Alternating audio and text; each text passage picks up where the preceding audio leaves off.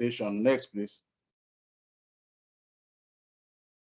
Yeah, so when we're talking about vulnerability management, what are the major steps to take in vulnerability management? And the first thing to do in vulnerability management is your asset inventory. You know, trying to know what you want to carry out vulnerability assessment on. So because without doing that, you should just be as if you are doing what you don't have full visibility on.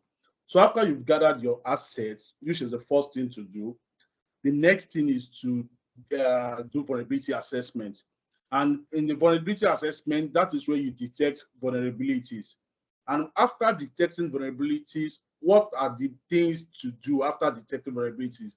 And that is the confirmation of the vulnerabilities. For example, sometimes ago we had a vulnerability on a server that a web a web a web application is open and everything, but you know it caused some rancor. And when we try to confirm the vulnerability, we discovered that it was a false positive. So that will help us in knowing the real vulnerabilities we have in our environment. And after that, we have to prioritize those vulnerabilities. After prioritizing those vulnerabilities, that is when we know that okay, this vulnerability is what we should focus on for now. These vulnerabilities are not important and all. So then then we remediate that vulnerability. Next slide, please. Yeah. So threat intelligence on its own, it's about gathering useful information, that is action that can be acted upon. And here I made an example. Let's assume we have information about APTA, aiming to cut denial of service on applications using probably using the DNS server to causing working on the DNS server to cause denial of service. And we have APTB, you understand, aiming for data theft, you understand. And the major part of the major things they do is using the FTP server to cause to get data. So this information, you understand, this information will also help us in the vulnerability assessment. Because when you're doing vulnerability assessment, you already know that there are some malicious actors that are probably exploiting this type of service on the server and doing sort of things. So that will help you to at least, okay, when you have your vulnerabilities, then you state it, okay, these people, they're actively doing this, they're actively doing that. And this will also lead us to our threat landscape. And the threat landscape is putting all those intel together to look to confirm if those things are relevant to your industry. So when we're talking about that, for example, there are some threat actors that they do things concerning the financial industry, while some are mining industry and all like that. So all these things comes together in helping us to prioritizing our vulnerabilities. Next slide, please. Yes, penetration testing. The penetration testing vulnerability is basically a method to verify a vulnerability. How do you confirm that that's probably the automated tool that you've used that have told you that something is vulnerable? How do you confirm that the vulnerability in that asset is really true? And the only way you can do that is by performing penetration testing. So it's not necessary that the penetration testing, you go too deep to it, but at least you have to confirm if a vulnerability is really open and if it's exploitable. And if it's exploitable, that is where the impact comes to play. So in the impact, you look at, okay, so this social service is opened. We know that social service is open. So people are exploiting this service. This service, those people exploiting it. If they exploit in our environment, it doesn't really matter to us. So those are the things that we use in prioritizing our vulnerabilities. And when we have an high impact, when the vulnerability has an high impact, you understand, definitely the vulnerability is high or critical. But a critical vulnerability or high vulnerability is not the same as an high impact. The impact is the most important thing, which is the goal. Because if you as an attacker want to carry out an attack on any infrastructure, the aim is the most important thing. What do you want to achieve? An attacker won't just come into our network or to our environment to do anything. No, there is always an aim for whatever attacker wants to do. Next slide, please. Yeah. So, and in conclusion, prioritization of vulnerability is very important to the vulnerability management. And the only way to prioritize the vulnerability is to carry out a penetration test on the assets to confirm the vulnerability and correlate it with the threat landscape. This will enable us to determine the impact of the vulnerability, and the impact would lead us to the rating of the vulnerability. So that is, oh my God, Cyril. So that is what it's all about. That is the relationship. Cyril has hacked your presentation. That is the relationship between threat intelligence, vulnerability management, penetration testing, and it's obvious that.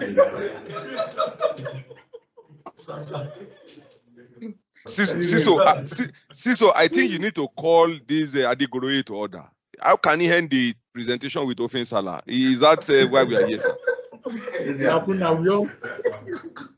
Cyril, my God, beg now. Even you that you are taking us on penetration, they've hacked your slides. Ah, okay. I gave my guy access to it, so he can do that. So that is what that is the relationship between threat intelligence, vulnerability management, and penetration testing. They all work hands in hand.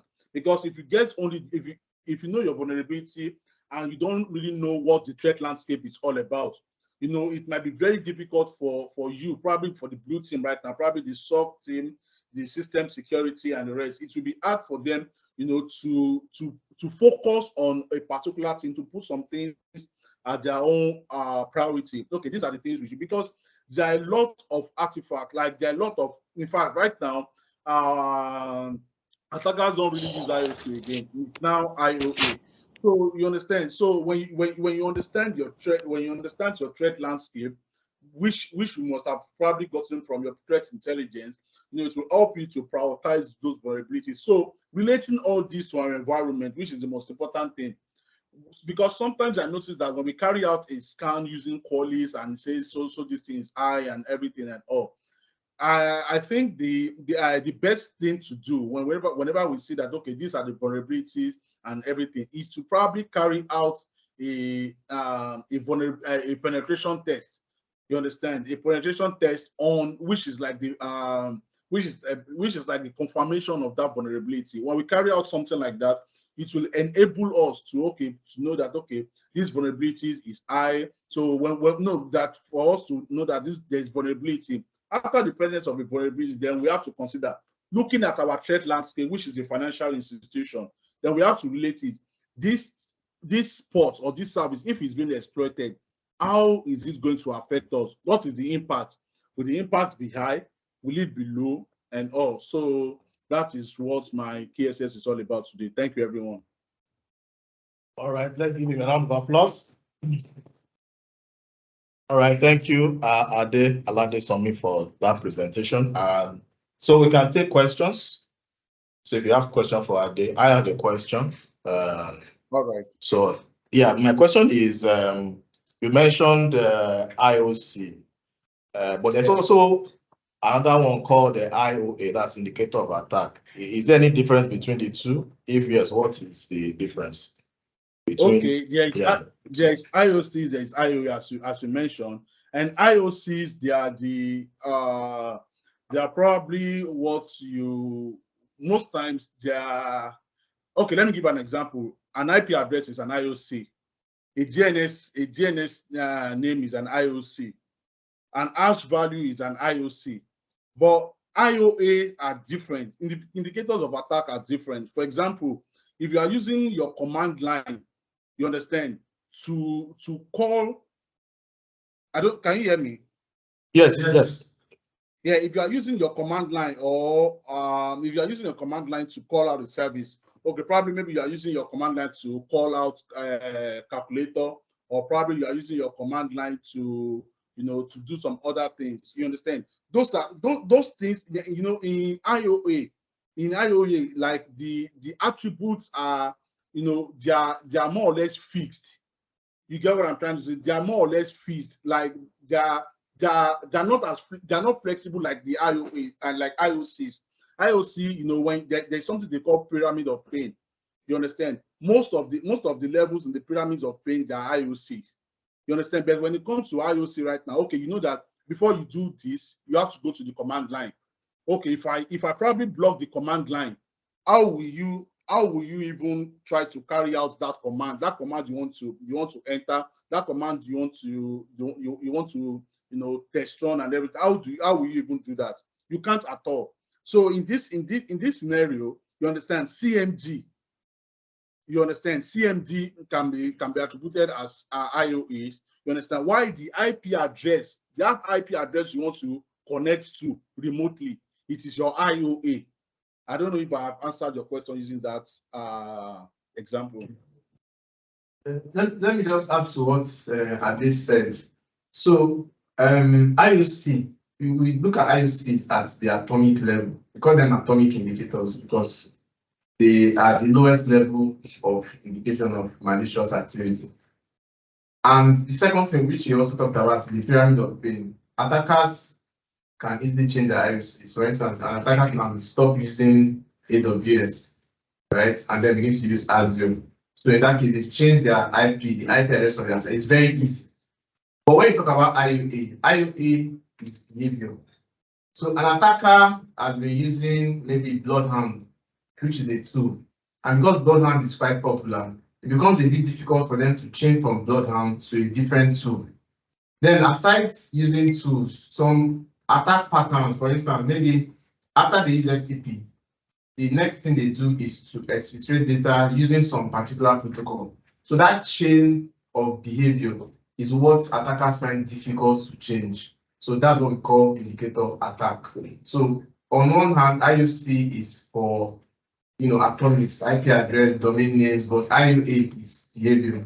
So that's just the main concept. All right.